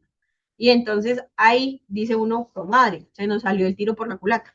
Porque por más de que tratamos de gestionar, por ejemplo, que se llegue como a un acuerdo, que se haga una articulación con la administración, a veces la administración no dice, ay, bueno, si yo voy a disponer de mi personal, de la planta docente, y voy a mover toda la planta para contratar a alguien 15 días, porque sabemos que a veces la Secretaría de Educación, con mucho respeto, no quiere hacer nada, ¿sí?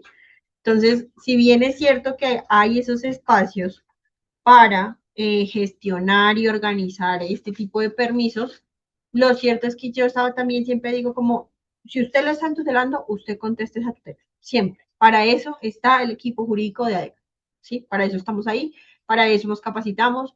Este es el ejercicio que nosotros hacemos día a día.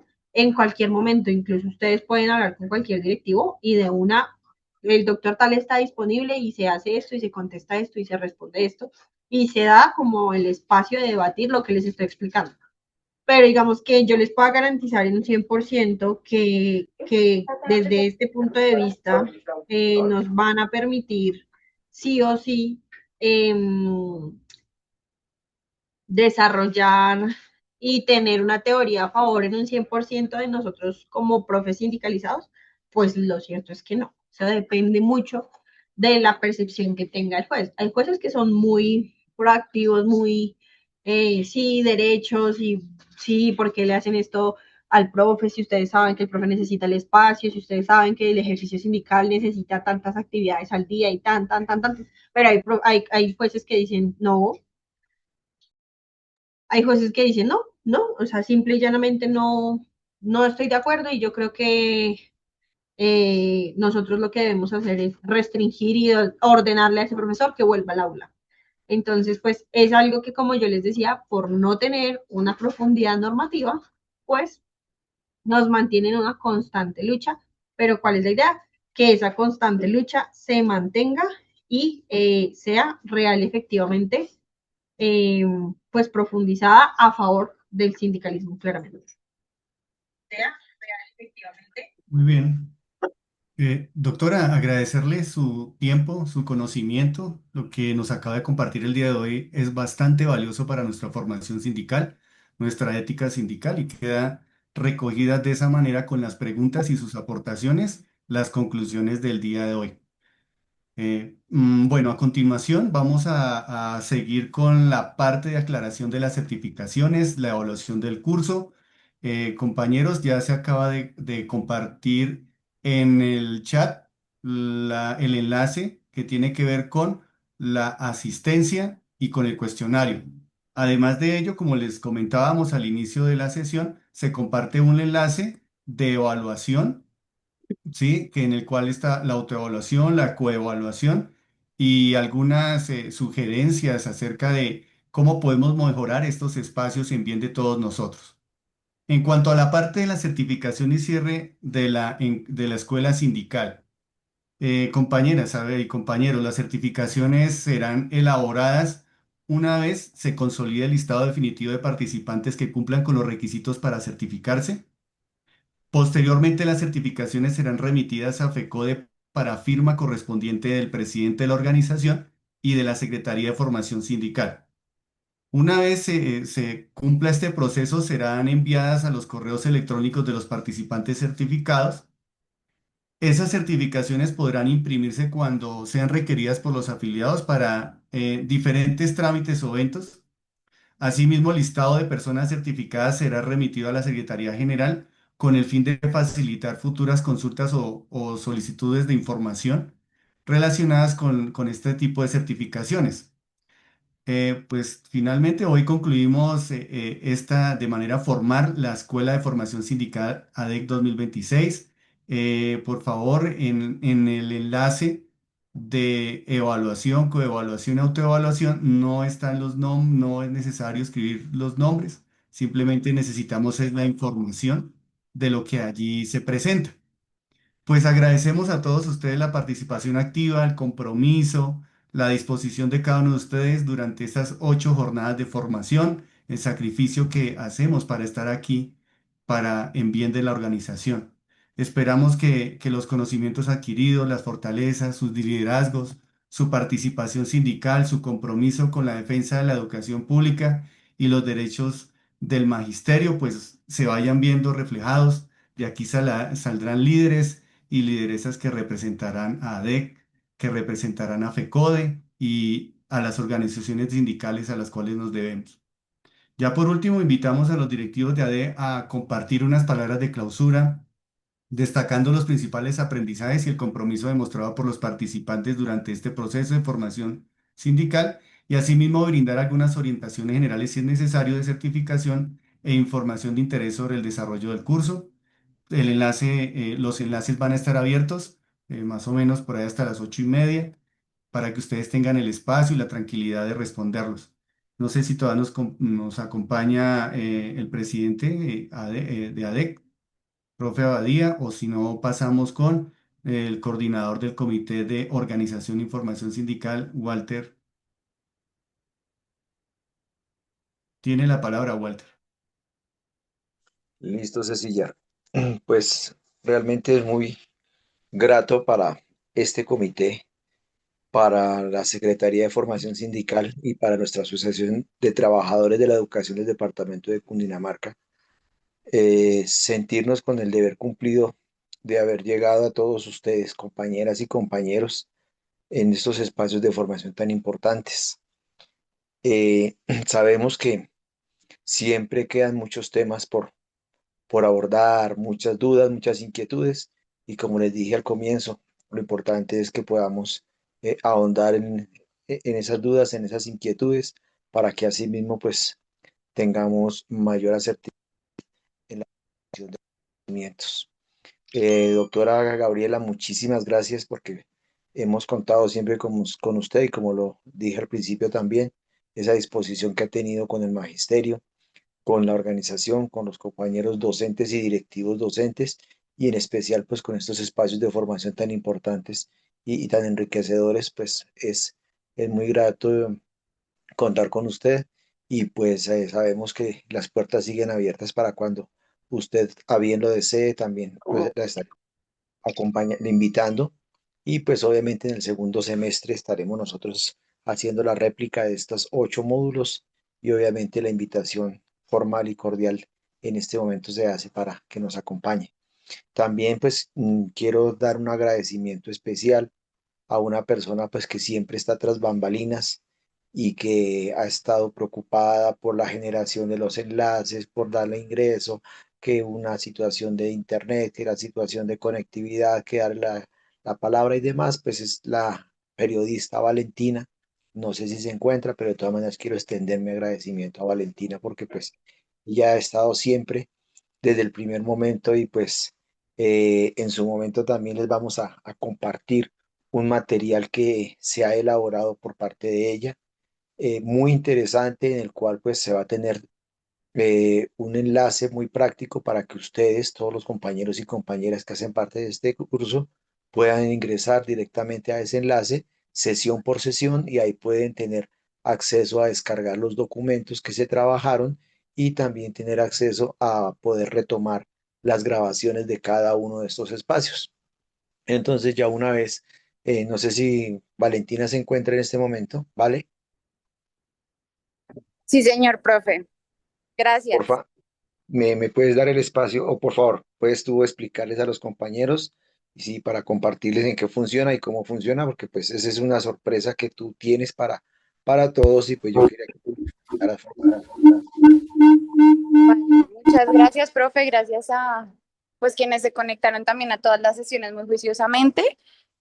Solo mencionarles que sí, junto al profe Walter hemos desarrollado una plataforma, digamos como un micrositio, en donde ustedes van a poder acceder de forma muy sencilla, solo a través de un enlace, van a poder tener acceso a las grabaciones de cada una de las sesiones que tuvieron. Vamos a poder descargar el material organizado sesión por sesión directamente de los enlaces de Drive y pues también vamos a organizar para que cuando estén listos los certificados, las certificaciones, también puedan hacer la descarga a través de ese mismo micrositio, listo, de sus certificados en específico. Entonces, la idea es como organizarlo para que sea muy centralizada la información y ustedes no tengan que bregar, que había un link distinto para el material, otro link distinto a la grabación, otro link distinto a la descarga de los certificados, ¿sí? Sino como poder alojar todo en un mismo sitio, muy intuitivo. Entonces, la idea es que podamos generarlo de esa manera. Por supuesto, vamos a estar coordinando con el profe Yesid y toda la comisión de formación para que ustedes puedan tener acceso muy fácil a ese material mientras seguimos avanzando en la comunicación sindical, ¿vale? Entonces, muchas gracias, profe Yesid, ahí por las palabras y gracias a la comisión que también ha estado muy atenta, al profe Oscar y al profe César, que siempre están ahí muy dispuestos. Gracias también por todo. Valentina, muchas gracias de verdad porque ese apoyo tuyo ha sido incondicional y como hormiguita trabajando no solamente con esta comisión, sino, perdón, con este comité, sino con los 9 restantes y aparte de eso con las secretarías y aparte de eso cuando se requiere, siempre estás con esa disposición y te agradezco y te reconozco ese gran trabajo. Y también como estamos cerrando, agradecerle una vez más a Giovanni Calvo, que es nuestro tesorero de la junta directiva y que hemos estado trabajando de una manera muy sincrónica y pues desde el primer momento se construyeron esos lazos laborales sindicales que nos han permitido tener este gran espacio y pues esto es producto de la sinergia que se ha presentado con Giovanni y pues en este momento reconocer también a César y a Oscar porque pues han estado con esa disposición total, esa voluntad, ese compromiso, ese acompañamiento que han tenido con ustedes. Igual compañeros, los 2 videos que se han compartido de la invitación para que apoyemos a nuestro candidato Iván Cepeda y que han sido publicados por parte del comité, ha sido elaborado aquí por este comité, por las propuestas que surgimos, por las reuniones que tenemos, porque pues estamos semanalmente con mucha actividad, con mucho trabajo y pues a pesar de que César y Oscar pues no cuentan con un permiso sindical, entonces estos son los espacios de los cuales ellos tienen que, en el buen sentido de la palabra, sacrificar de pronto su actividad pedagógica, sus deberes familiares, sus deberes personales, por estar dando cumplimiento a ustedes, compañeras y compañeros. Y eso es algo que les quiero reconocer y que afortunadamente nos permite que este comité siga trabajando gracias a ustedes, que, pues, que son los que creen en la organización, creen en nosotros, y eso nos genera más responsabilidad y más compromiso para seguir creciendo y seguir generando esos espacios que nos van a permitir la, disculpen, la unidad y el trabajo en equipo para que el magisterio realmente tenga una lucha reivindicativa y en beneficio para todos y para todas, a todos y cada uno, compañeros y compañeras de todo el departamento. Ojalá que también tengamos aquí directivos docentes porque somos un solo equipo docentes, directivos docentes porque vamos en la misma dirección y esperamos a que todos estos trabajos se sigan dando. Muchísimas gracias. Esperamos que también pues, las recomendaciones que ustedes nos hagan, las sugerencias, las tendremos muy en cuenta para seguir invitando y seguir ampliando estos espacios, igual como lo hemos manifestado, si es necesario y ustedes lo creen conveniente que este equipo que tenemos del comité se requiera algún acompañamiento presencial en alguna de las instituciones, en algún municipio para trabajar algún tema especial.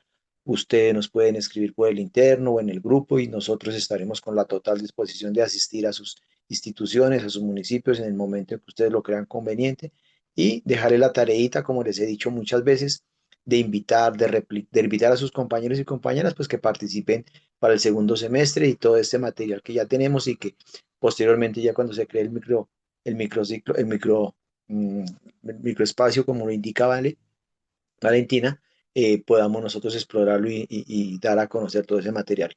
Dios los bendiga, muchísimas gracias. Seguimos trabajando con compromiso, trabajo y unidad. César y Oscar.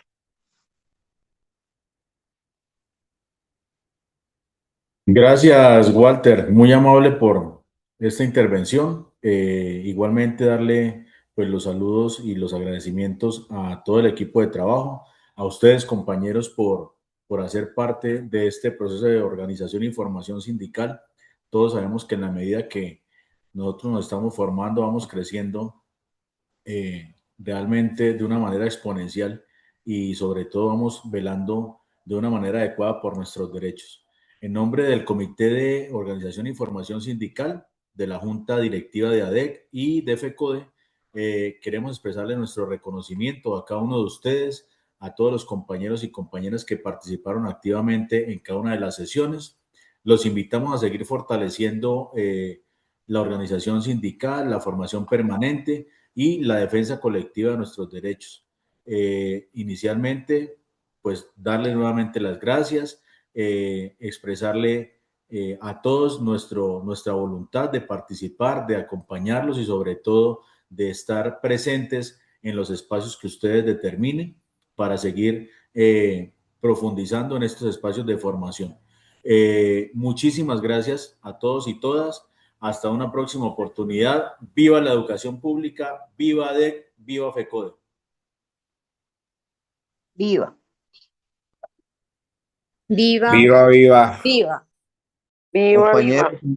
y no olvidemos, próximo 21 de junio, con toda, hablemos con compañeros, compañeras, padres de familia, en la medida que no vayamos a comprometernos. Tenemos que jugárnosla toda en esta oportunidad. Bendiciones para todos y para todas. Claro que sí, Jessy, un abrazo. Muchas gracias para todos. Feliz noche. A usted, Miguelito, y a todos y a todas. Gracias por todo.